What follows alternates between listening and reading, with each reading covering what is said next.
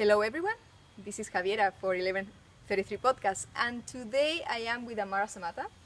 I am very excited because we're going to be covering a topic that I love, which is how do we create our reality. Amara is the founder of the Inner Guidance Institute, and she's an expert on conscious manifestation, a healer, and an expert on human transcendence. Awakening. And awakening, Self-realization, yes. yeah. Thank you, Amara, for being here. Thank you. And let's talk about this topic. How do we create our reality? How can we create our reality consciously? Okay. All right, so super basics. Super basic. We would say that reality is created from mind. And mind is what we could also call consciousness. And consciousness does not just exist in the brain. I'm talking about a much bigger picture of consciousness. But for now, let's just say from a personal human perspective, we create reality from our conscious and unconscious beliefs. So what happens is we have an experience, and that experience creates a thought, or an idea, and then that idea, or that we kind of conceptualize that moment. We tell a story about it, and then it creates an emotional experience. And again, this emotional experience backs up the belief that we're forming, and then we start to have, with these thoughts, we start to speak words, and then we start to create actions. We have things we want to do and things we don't want to do. We start doing things, and then reality gets generated. If you look at, I remember when I was a little girl and looking at some skyscrapers when I was a child, and thinking they were created from somebody's thoughts. Somebody had to think about that before It happened. it happened. Skyscraper didn't just happen, Somebody thought it and drew it and created it and took actions, and gathered people, and it was created. Right. So we have thoughts, we have emotions, we have sensations. We start to behave. We either react or we respond, and then reality starts to become a life. Mara, and tell me, what do you think is the first thing that happens when we come across this concept that we are able to influence our external reality, and that reality is not something fixed or that happens to us? Okay. What happens to our system or anyone? Well, two things can happen. You could either get really excited, like we do, because that means that, wow, this is really good news, because this means that reality is, within your grasp. You're empowered you have the power to generate a different reality. Yeah. To some people, that might sound like terrible news. If you are interested in, say, playing one of the three main roles of the egoic persona. So if you're a victim and you want to be rescued, being empowered doesn't seem like a very good thing. And if you, are a savior type, and, you want to rescue other people in order to feel, important, then you don't like the idea of people having the power themselves. And same if you're, the villain, if you're, interested in taking people's power, and you realize, oh, it's actually not possible, then the whole kind of paradigm of limitation from dualistic perception Very interesting. falls apart. So some people are going to have a really positive reaction to that, and some people, based on their identity, may have a fear about that, and that's okay. So interesting. So, okay, we come across with this concept. It is possible to create our reality consciously, and we are doing that all the time. Consciously and unconsciously, we're doing it all the time. Absolutely. Actually, I would say we are doing it mostly unconsciously. Yeah. And now we are stepping into a paradigm where, like, learning and remembering how we are doing this on a conscious way. Yeah. So the question would be, how do we do this? How do we create reality in a conscious way? Okay. Yeah, so before we can get to the how, because every person is going to have their unique way of how they do that. How I express love, how I generate abundance, or how I do that is going to be really unique for each person. But there are things that we can do to get you into that process. To build, you need commitment. Well, you need awareness first, then you need commitment, then you need some leverage, and then you need some momentum. Right. So commitment, or the will to change your life, it tends to happen, unfortunately or fortunately, depending how you look at it. It tends to happen when we've kind of hit bottom, or when we've burnt out, or when we've had a breakup or a breakdown, which can lead to a breakthrough. So if you've already experienced that, great. You have something to work with, and you can go from there. If you're the kind of person that can take the good times and work, how can this even get better? How can this be even more amazing? And work from there, great. But you really need to get to that point where you say, I can't take it anymore. I just can't do this like this anymore. I got to do something different. Okay, that's step one. And you have an awareness just by the very fact that you can perceive that there's something different or better or more authentic for you than what you're living. It's proof that you can live it. Just the fact that you could see it. If you could not see it, if you had no clue that it was possible for you, what do you have to grab onto? So even the fact that all of you are looking and watching this video, yes, is proof that it's possible for all of you to create your reality. Absolutely. Is that true? Absolutely. If you didn't have something in you generating the ability to see the contrast of a happy life and a sad life, an empowered life and a disempowered life, if you couldn't even hold that in your perception, there would be much less reduced opportunity for change. Brilliant. Yeah. So once you have that, you say, okay, I got to make a change here. I really got to do something. One really practical thing you can do, is just start generating some creative energy within your system, some positive energy.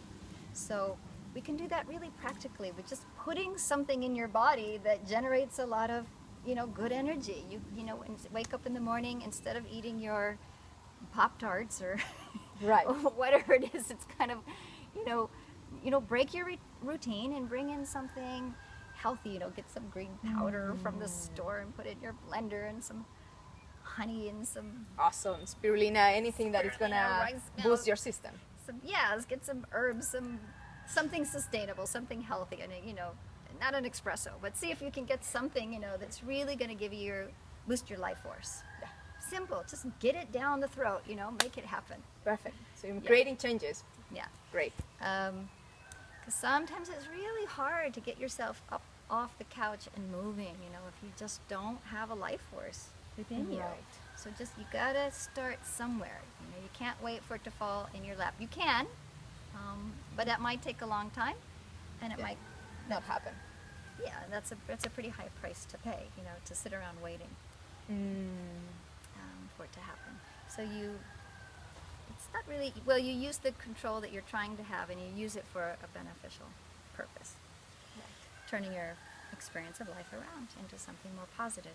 The other thing you can do is, we all do something much more typically for other people than what we would do for ourselves. Right, so we tend to give more than when we give to ourselves? Yeah. Okay. So my example is that, you've been trying to clean your house up for, I don't know, a week or 2 weeks or something, and you think, I should clean my house, but I never get around to it. And then a friend comes over. A friend's coming over for dinner. What do? You clean up your whole house. Right, okay. Suddenly all the energy that you couldn't find before is just right there. You clean the whole thing up. There is a motivation that makes us do things, take action. Okay, so finding that motivation for others. Create a motivation that has something to do with helping another, or connecting with another, or impressing another, whatever it is. Just find some way that you can be, generous for someone else, that you can do something for someone else. So if you want to, change your body and the way you relate to it, find somebody else who wants to do that and do it together. These kinds of things are simple, but they work. That's beautiful. It's a beautiful way to put it. So tell me now, what do we do once we have this energy? What do we do with this energy? How do we create reality? Okay. So now you've got some good energy, you've got awareness, and you've got a commitment. I work with people a lot on how to get to the place where they're really committed, and I take them through a process. If you're interested in that, you can connect with me, and that's something I love to do with people, taking them through a process where they really, really see, I have to do this. I have to make a difference. I don't know how, but I know why. Perfect. The why is more relevant than the how. Absolutely. There's no how if you don't know why, and you don't know what. You got to know why, and you got to know what, meaning what do I want? Why do I want it? What do I want? This is why I want it. Okay, great. Now, how am I going to get it? That's the fun part. Brilliant. Okay, and that can sometimes in conscious manifestation happens in the most miraculous ways. Yes. And that's the fun of it as well. Yes, and Okay. that's where we get into really masterful manifesting beyond the way you want it or the way it has to be, beyond limitations. Then you really open up to, the more you surrender, the more you get when it's done in a conscious way. I'm very curious about that. We might have to look to it in Yeah. another video, but Yes, we I'm will. really curious on this promise that we can actually manifest miracles, or what we consider are miracles. Yeah,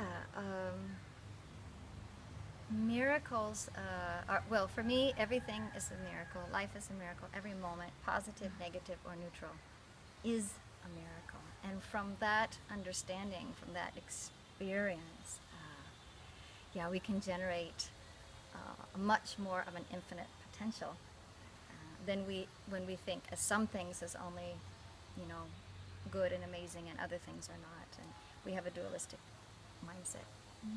So once we have this leverage, and we have this, and we start to, so now we're going to take it out into, we're going to have it in our thoughts, because we have a commitment. It's like if I commit to loving Javi today, I'm going to watch my thoughts, I'm going to watch my words, and I'm going to think about my actions, So if I want to do something really nice for Javi today, I'm going to be thinking connective, loving thoughts about her. I'm going to be speaking nice things about her and how beautiful she is and how she looks, and I might even, take an action like buy her a little gift that I know that she likes, and bring it to her. And so you're going to just make this commitment. Those are just little ways that I would start to create more loving connections in my life. Now,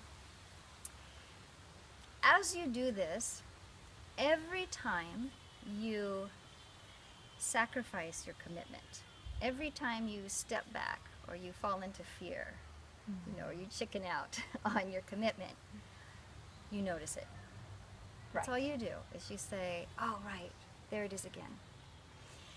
And then you take a breath, and then you get back on track. And then you try again. So awareness, again, is key. You want to watch it's just like a habit, breaking a habit. Oh, there I go again. Oh, wow, there it is again. And then you start to see, many realizations will come. This is what triggers it. And then you can see, oh, I like more of this in my life. I like less of that in my life. This works really well. This I still have to work on. Here's where I really shine. Here's where I have a hard time. And this is where I get trapped up. Oh, there it is again.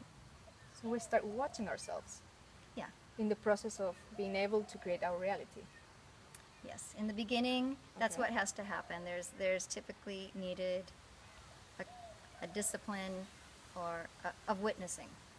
Now, it can feel very, not very natural at first, and it can make you feel a little bit strange, as if you're learning any new thing. You're kind of awkward at it at first. But it can be something you just do internally. Oh, there it is. I just pulled back into my old way of thinking, my old way of being, my old way of reacting. Right. That's it. So I want to ask you, how important is awareness to be able to create consciously? It's everything. It's huge. Without the awareness, there's no conscious. You need conscious awareness if we're going to, Right. or aware consciousness, depending on how you use those words. And that means being aware to both our internal world and our external world, or will you put emphasis only into what is happening inside of you? So the external world is what I call the feedback of life, and the internal world is where you are connecting to your internal guidance system. Your internal guidance is creating an output, yeah? Yeah. And then feedback comes.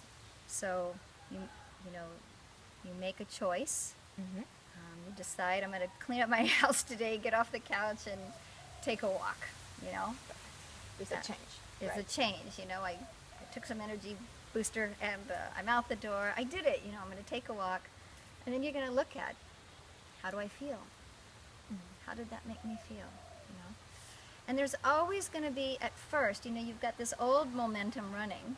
It's kind of like a bicycle wheel, you know. I tell people when you turn off a fan, a ceiling fan, Yes. you know, if somebody walked into the room and didn't know that you had turned off the ceiling fan and they saw the blade still going around, they might conclude that the fan is on. But the fan is off, and you know that. Perfect. So once you've turned that fan off, even though reality is showing you, it's just a matter of time before it slows down. Eventually it will stop. You know? Right. Give yourself, don't say, I tried it and it didn't work. You know, I tried it once or twice, it didn't work. Give yourself some time for the momentum to stop and then to begin to generate in the new direction. Can I ask you something? When you said, I tried once and didn't work, what comes to my mind is that there has to be a question, right? Like asking for something. Like in conscious manifestation, we talk a lot about, you know, we want to create something out there. So we create commands, or we say, this is what I want. And then we watch the feedback. Has this come to our life or not? And this is what we actually are looking for. Like, I guess my question is how important it is to create something, to ask for it, or to express it, or is it just enough to be aware of our thoughts, emotions, and create a change from it?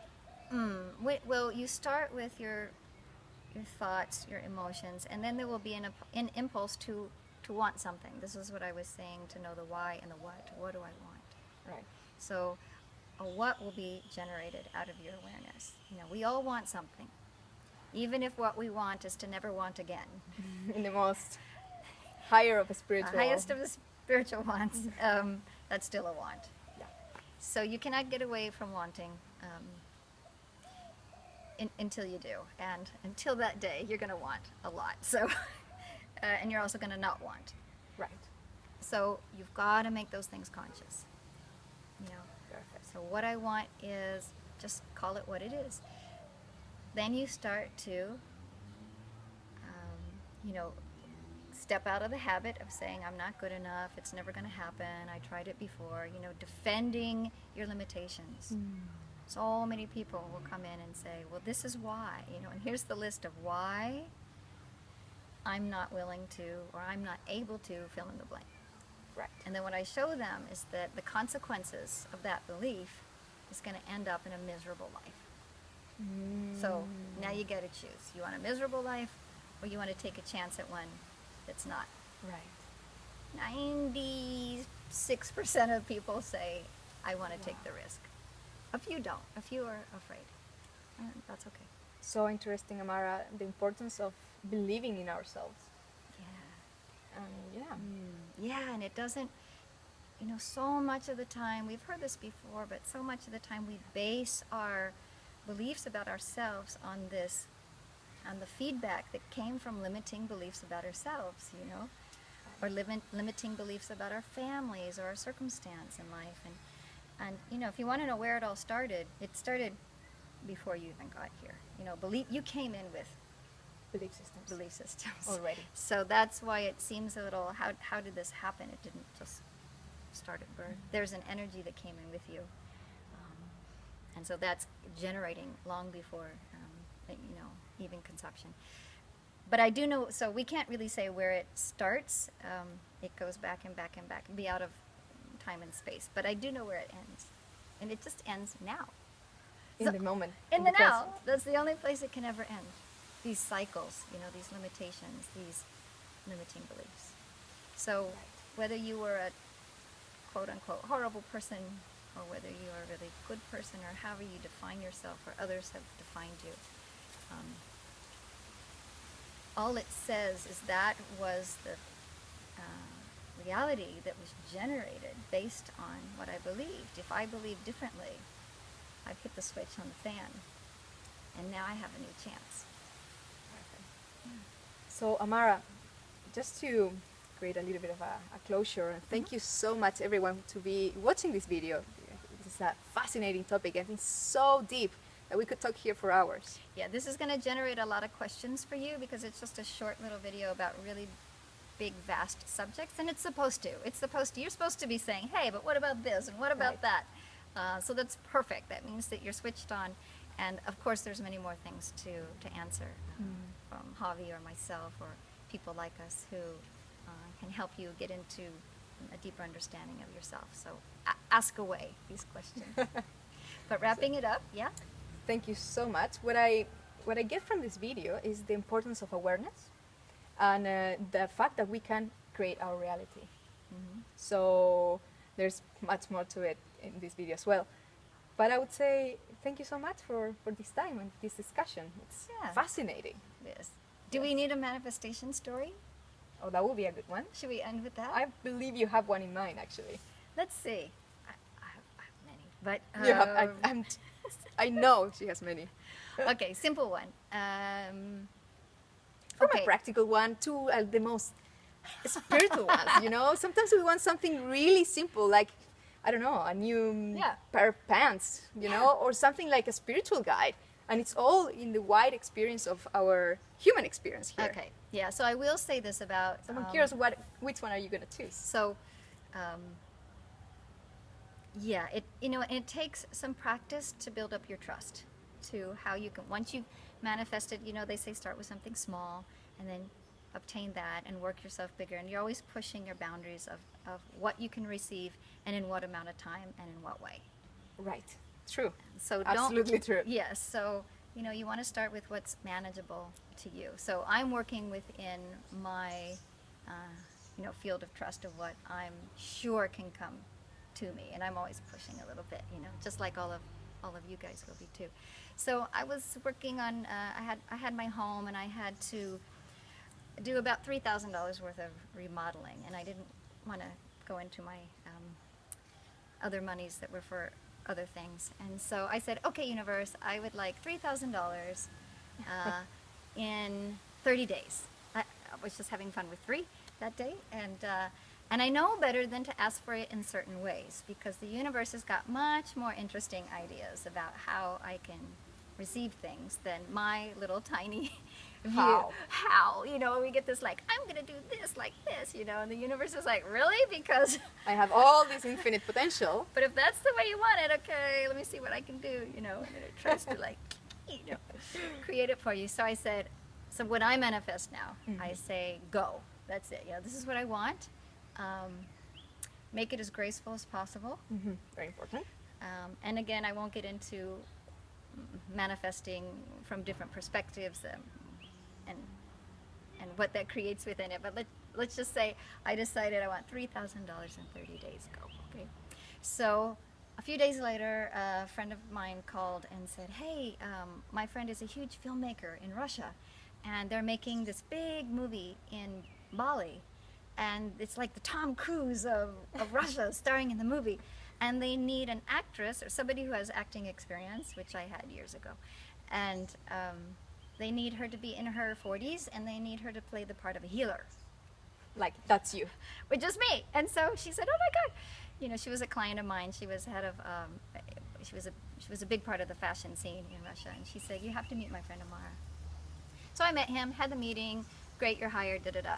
And he says, what's your day rate? We write back and forth. We agree on $1,000 a day. He books me for 2 days. I said, hey, universe. I said $3,000. So then he watches one of my videos and he says, oh my God, I love what you're doing in this video. I want to put it in the movie. Let's add a 3rd day. Oh, that's the $30,000. Yeah, so there was $3,000. We did the shoot. It was a wild experience. Most of it I really loved. A part of it I didn't, which was great, because now I know I never want to go back to acting ever again. But at the end of, I think it was like 27 days, he handed $3,000 US dollars cash into my hand, and I walked away. Amazing experience. You didn't have to know how. It happened. You asked for it, And this is the kind of things that anyone can do at any time. It makes our lives more joyful. Absolutely. Yeah. Yeah, the whole point. I mean, my why was I wanted to make the space look good for the people who come to see me and for the groups that I do. You know, what I want is to improve this house. And what do I need? This amount of money. How am I going to get it? I don't know. That's the mystery of it. And Mara, thank you Thank you, so Javi. much for this. And looking forward for the next one. Yeah, me too. Bye, guys. Bye.